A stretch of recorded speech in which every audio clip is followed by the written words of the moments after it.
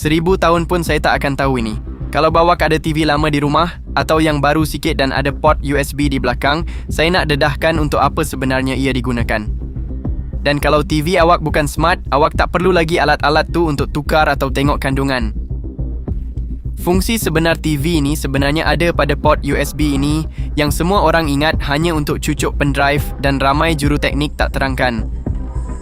Awak cuma perlukan kabel USB, boleh guna yang sama untuk cas telefon pun. Sambung satu hujung ke port USB TV dan satu lagi ke telefon. Lepas tu cari tag play games dan masuk hasil pertama.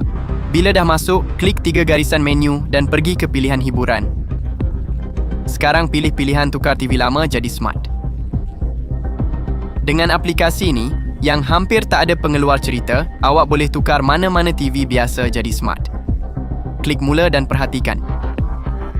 Pilih jenama TV awak. Semua pilihan akan keluar. Lepas pilih, sistem akan sambung secara automatik. Pemasangan akan mula sediakan fail, pindah package, optimumkan sistem dan siap. Awak baru je tukar TV lama awak jadi smart TV yang pantas, tak lag dan dengan pelbagai fungsi.